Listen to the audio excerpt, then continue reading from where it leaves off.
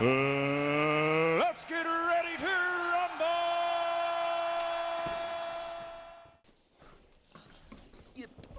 Salut à tous et bienvenue dans le QG Noblard. Pour commencer, Bonne année. bonne année, nos meilleurs vœux, Tout nos à meilleurs fait. vœux pugilistiques pour cette nouvelle année 2025. Surtout. Première vidéo de l'année. Et donc, qui va faire boucler la boucle, puisqu'on va faire un C'est petit ça. peu le bilan de cette année 2024, qui a été quand même une année très riche en boxe, grâce à un certain, notamment M. Turki Al-Alchik, qui a quand même beaucoup redynamisé le Noblard avec ses pétrodollars. Mais on va un petit peu parler effectivement de nos nominations. Je sais que beaucoup le font, effectivement, on va pas échapper à la règle, c'est-à-dire on va essayer de voir à travers un petit peu certains prix qu'on va décerner, ce qui a peut-être été le plus marquant cette année. Donc moi j'ai défini 6 catégories: round de l'année, KO de l'année, performance de l'année, événement de l'année, combat de l'année, boxeur de l'année. On roule. On roule. Allez, donc on commence par le round de l'année. Je pense que là, on ne va pas tergiverser pendant 2 heures. Il y a un round qui a beaucoup marqué, c'était en fin d'année. C'est vrai. Abdullah Messon contre Johan Vasquez. Premier round, montagne russe. Il ne fallait pas arriver en retard là. Il ne fallait pas arriver en retard. C'est-à-dire que bon, on se disait, bon, c'est un combat de plus pour Abdullah Messon, donc il va gagner par KO, c'est un combat pour rester actif. Il commence d'ailleurs très bien le combat, puis il se fait surprendre, il va au tapis. Ça a l'air d'être un accident parce qu'il reprend vite la main et il envoie son adversaire au tapis. Oui. Et au moment où tu te dis qu'il va donner le coup de grâce, eh bien, il se refait envoyer au tapis, tout ça dans l'espace d'un round. Un round incroyable. Donc c'était assez impressionnant. Ouais. Il s'est fait avoir 2 fois, je crois, il me semble, c'est quand il veut envoyer vraiment son uppercut bras arrière du gauche et il se fait C'est ça, à prendre un chaque fois c'est contre, sur un crochet, contre, ouais. Parce que c'est pas un énorme KO, mais c'est à chaque fois sur un petit contre qui ça lui éteint la lumière à quelques secondes, il met le genou à terre Et voilà. et derrière il repart comme si c'était rien passé. Donc voilà, très beau round. Je pense que voilà, celui-là, il fera quasi l'unanimité. Alors maintenant, KO de l'année. Alors là, c'est vrai que moi, j'ai réfléchi parce qu'il y a eu quand même pas mal de beaux KO cette année. Il y avait, moi, je sais que le KO, que Naoya Inoue il a mis à Luis Neri, il était quand même très spectaculaire. On a eu bien évidemment le KO de Bruno Suras face à Munguia qui vient vraiment surprise. Et après, il y en a 2 qui sont liés au même homme, c'est Anthony Joshua, c'est-à-dire le KO qu'il inflige à Francis Ngannou et le KO qui se prend face à Daniel Dubois aussi, qui est très brutal. C'est dur d'en faire sortir. En faire sortir un, c'est vrai que... Alors, moi, il y en a un qui est ressorti. Alors, je sais que ça va faire des débats parce qu'on se dit c'est un boxeur qui met KO Omega 1, mais c'est vrai que le KO contre Ngannou... Je trouve qu'il est vraiment très il est violent. dur celui-là. Surtout que tu vois Ngannou qui est au sol après avec le respirateur et tout. C'est vrai. Il arrive avec sa droite première intention. La façon dont Ngannou il tombe, alors qu'Ngannou on ne pensait pas qu'on le verrait tomber un jour, ce gars. C'est assez spectaculaire. Après, toi, je ne sais pas qu'est-ce que tu en penses j'aurais pas mis Inoue, j'aurais pas forcément mis celui de Dubois. Il y a Suras aussi. Donc, celui de Suras c'est sympa aussi. Celui de Suras il est pas mal. Mais c'est vrai que celui de Joshua quand même c'est... Il est violent. Hein. Ouais, il est beau. Puis on l'a vu sous toutes les coutures. Et puis la puissance de l'impact, c'est droit, ça part en ligne et bim. C'est assez impressionnant. Donc moi, pour moi, c'est vraiment KO de l'année. Donc bon. Je suis d'accord, on va partir sur celui-là. On est OK là-dessus. Alors maintenant, la performance de l'année. Donc il y a eu plusieurs belles performances cette année. Il y a Bam Rodriguez qui bat par KO Estrada. Il y a Beterbiev qui bat l'invaincu Dimitri Bivol pour une fête de ceinture. On sait que ça a fait débat, que beaucoup ont vu Bivol l'emporter, ce combat.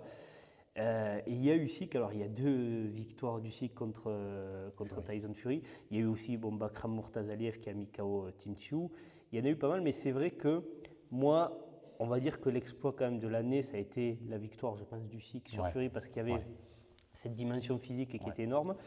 Et en fait, je me suis posé la question parce que je me suis dit, techniquement, la seconde victoire est plus nette que la première. C'est une décision unanime, on peut partager. Je trouve qu'il prend plus de rounds aussi, qu'il le domine plus. Mais j'ai tendance quand même à garder la première parce que je me dis... En termes de performance, il y a l'inconnu. Il y a le facteur inconnu où les 2 mecs ne se connaissent pas. Voilà, il y a le facteur inconnu. Je pense que ce Fury-là était peut-être encore plus difficile à prendre que celui qu'on a vu, qui était bon aussi au deuxième combat, mais qui, à mon avis, n'avait pas assez de jambes vraiment pour gêner Usyk. Et puis j'ai l'impression aussi que c'est un Fury qui est amoindri de ce qu'il y a fait Usyk au premier combat. Oui, il y avait un peu de retenue. On sentait qu'il y avait toujours une petite crainte. Tu sens qu'ils craignent la gauche à mort. Ouais. Et puis le premier combat, voilà, Usyk en même temps, je veux dire, ça relève sa performance dans le sens où, bon, Fury est invaincu, il inflige sa première défaite. Il réunifie toutes les ceintures poids lourds. Les 4, ça n'a jamais été fait. Et donc, lui, il l'avait déjà fait chez les lourds légers, c'est sa deuxième KT. Donc, pour moi, la performance, vraiment, c'est quand même la première victoire d'Usyk contre Tyson Fury. Ouais. Je suis d'accord. Événement de l'année, ben là encore, alors moi c'est vrai que peut-être je vais être un peu biaisé parce que moi j'étais quand même sur place forcément, mais alors on a eu des gros événements, on a eu Inoue Nery au Tokyo Dome, c'était énorme quoi, historiquement c'est fou, Crawford Madrimov, mine de rien l'événement était balèze quand même, dans ce stade à Los Angeles avec Eminem qui fait un petit concert avant. Bon, il y a eu le fameux Jake Paul Tyson qui a quand même fait beaucoup parler, voilà. Il y avait ça aussi, il y avait ça. Mais c'est vrai qu'en termes d'événements, quand même, le champion du monde des poids lourds, à 4 ceintures entre 2 invaincus. C'est vrai, ouais. Mais là, pour l'événement, tu vois, j'aurais presque tendance à dire le Beterbiev Bivol. Tu trouves qu'en termes d'événementiel, c'était encore plus retentissant? Ouais, je pense que c'était un peu plus, presque plus attendu, oui et non, mais je sais pas, j'ai l'impression d'en avoir plus entendu parler. Tu vois, qu'il y a eu c'est vrai que pour les puristes de la boxe, c'était l'affiche de l'année. C'était vraiment le truc. Je pense que c'est celui qui a vraiment réuni un peu plus, qui a touché un peu plus à tout le monde. Que Usyk Fury, c'était l'événement, mais c'était, je sais pas. D'accord, donc toi tu mettrais plus Beterbiev Bivol en événement. J'aurais plus mis Beterbiev Bivol en numéro 1. Après, là on est sur deux combats, deux événements c'est en Arabie Saoudite, c'est 2 champions contestés, 2 invaincus à chaque fois. C'est ça. Après, c'est vrai que l'événement Beterbiev était plus grand, là, les concerts qu'ils ont mis avant, il y avait beaucoup plus de moyens que ce qu'ils avaient mis sur Fury Usyk. Alors peut-être justement parce qu'ils se disaient comme c'est pas les poids lourds, on va encore plus en mettre pour que... Voilà, c'est ça. Mais oui, c'est vrai qu'en termes d'événementiel, c'était quand même assez balèze. Ouais. Vous nous direz dans les commentaires lequel. Oui, de toute façon, dans toutes les catégories, n'hésitez pas à nous dire vos commentaires. On arrive au combat de l'année. Alors, combat de l'année... donc il y a eu Usyk Fury le premier qui était quand même très intense. Il y a eu Vergil Ortiz contre Serhiy Bohachuk qui était une sacrée guerre. Il y avait eu Kenshiro Teraji contre Carlos Canizales. Quel combat on a eu? Alors Beterbiev Bivol qui revient aussi beaucoup. Alors c'est vrai que Beterbiev Bivol il est beaucoup revenu. Le truc que j'ai pour moi c'est que c'est un très très beau combat d'un point de vue puriste et tout. Mais je trouve qu'il n'y a pas eu ce moment dramatique, il n'y a pas eu tant d'émotions que ça. C'est ce qui a manqué à ce combat pour moi pour être un combat de l'année. C'était un petit peu trop linéaire. Un petit peu trop, voilà. Il a manqué cette petite folie. Bohachuk, par exemple, contre Vergil Ortiz, c'est un combat qui est complètement fou, ça n'arrête pas, c'est la guerre. Mais c'est vrai que là encore, alors peut-être encore une fois biaisé, moi c'est vrai que Fury Usyk, le premier. Le premier, franchement, c'est dur de lui enlever beaucoup de trophées au premier. En fait, ce qu'il y a, c'est qu'il y a cette dramaturgie qui est folle. Alors déjà, en fait, les émotions, ça, on est obligé d'en tenir compte, mais c'est vrai que l'enjeu autour de ce combat, c'est toutes les ceintures, l'invincibilité des dieux, ces 2 figures de la boxe qu'on connaît depuis longtemps, donc forcément, tu es beaucoup plus investi émotionnellement que n'importe quel combat, j'ai envie de te dire. Et puis alors, ça commence, où Usyk commence bien, puis d'un coup, tu vois Fury qui se met à boxer Usyk comme on n'aurait jamais cru qu'il le ferait, c'est-à-dire que d'un coup, Usyk, il n'a plus de solution. Et tu te dis, bon, on va aller vers un Fury qui va même l'achever parce qu'il commence à rentrer du percute, tu vois que veut Usyk qui recule. Et là, retournement de situation, il y a ce 9e round et tout. Donc c'est vrai qu'en termes... Alors moi, une fois encore, comme j'ai vécu sur place, c'était d'autant plus fort. Alors c'est pour ça que des fois, je me dis, est-ce que moi, j'ai pas un petit peu côté être biaisé? Je suis assez d'accord avec le Usyk Fury 1. Moi, pour moi, ça a été le combat de l'année. Ce qu'il a représenté en termes d'enjeu, de symbolique et d'émotion. Puis on avait ce côté justement inconnu. Qu'est-ce qui allait se passer? On avait même peur que ça donne un mauvais combat. Ouais, c'est vrai. Et au final, il y avait cette attente de l'éclair de génie d'un côté ou de l'autre qui a fait que chaque round était bien disputé et était à la limite. Le 9e round, là, c'était incroyable. Et ce moment où Fury titube dans tout le ring, là, tu te dis, il va tomber. C'est les 5 secondes qui ont paru 3 minutes. Ah oui, c'était incroyable. Rien que pour ce moment, c'est des émotions incroyables. Et c'est vrai que tu vois, c'est aussi ce que je me dis, c'est peut-être là aussi dans notre jugement, c'est que ce combat, on avait un peu peur que peut-être ça floppe, que ce ne soit pas si grand que les deux s'annulent. Au contraire, Beterbiev, on avait peut-être un peu plus, même si ça a été un très beau combat, attention, techniquement et tout, on a vu que c'était du très très haut niveau. Mais peut-être qu'on attendait le petit coup d'emballement qu'on n'a pas forcément eu. On attendait un petit peu plus effectivement d'action du côté Beterbiev Bivol que que Usyk Fury, qu'au final ça a été quasiment l'inverse. Ouais. Donc ouais, je suis d'accord pour personnellement mettre le Usyk Fury 1 Un combat de l'année, ouais. Ouais. Voilà. Donc on finit avec le combattant, le boxeur de l'année. Donc là encore, mine de rien, il y a pas mal de noms qui sont revenus. C'est vrai qu'il y a des bons candidats. Donc il y a eu Bam Rodriguez qui a battu Estrada, qu'on en a parlé, qui a battu aussi après Pedro Guevara. Donc bon, il a fait 2 combats dans l'année. Il y a eu Zurdo Ramirez aussi qui est pas mal revenu, qui est en lourd léger, c'était son 2e combat contre notre Français Goulamirian, il l'a détrôné. Derrière, il fait un énorme combat face à Billiam Smith où il unifie 2 titres en lourd léger, donc c'est quand même une belle année, quoi.